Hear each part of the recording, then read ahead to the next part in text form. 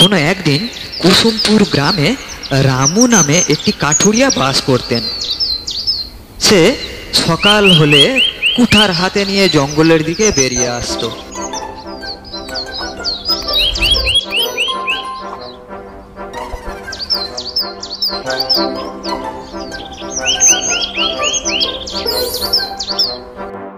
এবং সারাটা দিন সে জঙ্গলে জঙ্গলে কাঠ কেটে যে যত সামান্য পয়সা উপার্জন করত, তাতে তার সংসার কোনো রকমে প্রতিপালন হতো।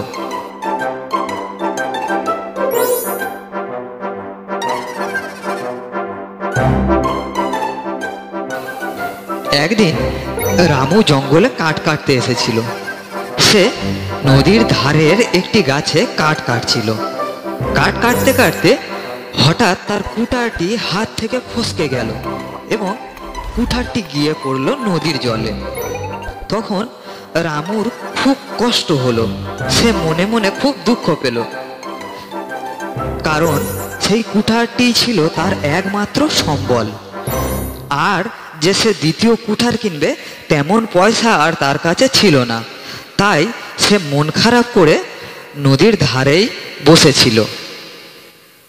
রামুর কষ্ট দেখে তখন সেই নদী থেকে একটি জলদেবতা উঠে এলো এবং সে রামুকে একটা সোনার কুঠির দেখিয়ে বলল, দেখো তো রামু, এই কুঠারটি তোমার কি না? তখন রামু বলল, না না না প্রভু, এই কুঠারটি আমার কুঠার নয়। তখন জলদেবতা আবার জলের নিচে চলে গেল। গিয়ে জলদেবতা একটি রূপোর কুঠার নিয়ে এলো উপরে।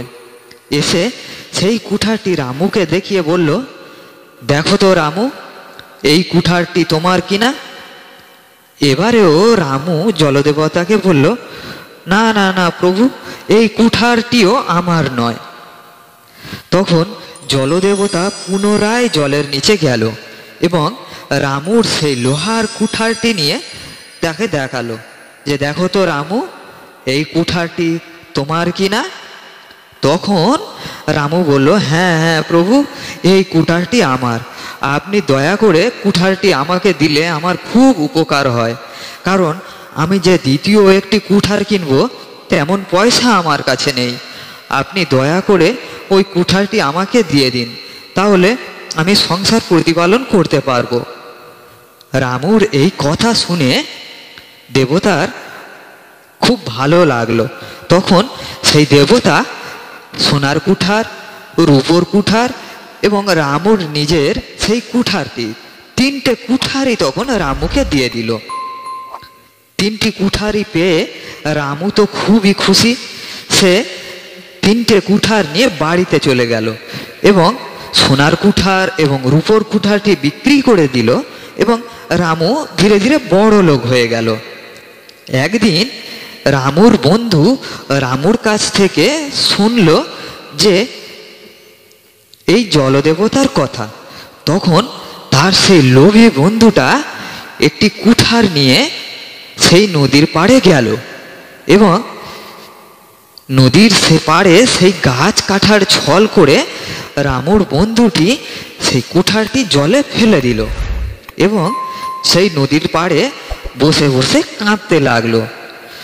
রামুর বন্ধুর কান্না শুনে তখন সেই দেবতাটি আবার এসে উপস্থিত হলো এবং তাকে একটি সোনার কুঠার দেখিয়ে বলল, দেখো তো, এই কুঠারটি তোমার কিনা? রামুর লোভু সেই বন্ধুটি সেই সোনার কুঠার দেখে বলে উঠল যে, হ্যাঁ হ্যাঁ প্রভু, এই কুঠারটি আমার। আপনি দয়া করে ওই কুঠারটি আমাকে দিয়ে দিন।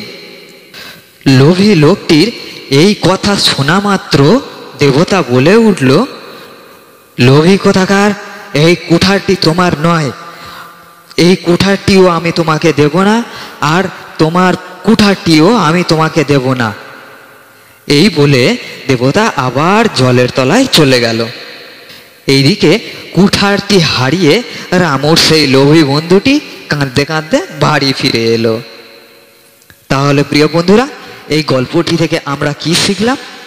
আমরা শিখলাম যে অতি লোভে তাঁতি নষ্ট। প্রিয় বন্ধুরা, গল্পটি কেমন লাগলো প্লিজ কমেন্ট করে জানান। আর গল্পটি ভালো লাগলে ভিডিওটিতে একটি লাইক দিয়ে আমাদের চ্যানেলটিকে এক্ষুনি সাবস্ক্রাইব করে দিন। তাহলে আমরা প্রতিদিন আপনাদেরকে একটি নতুন নতুন গল্প শোনাতে পারবো। আর ভিডিওটি শেষ পর্যন্ত দেখার জন্য আপনাদেরকে অসংখ্য ধন্যবাদ।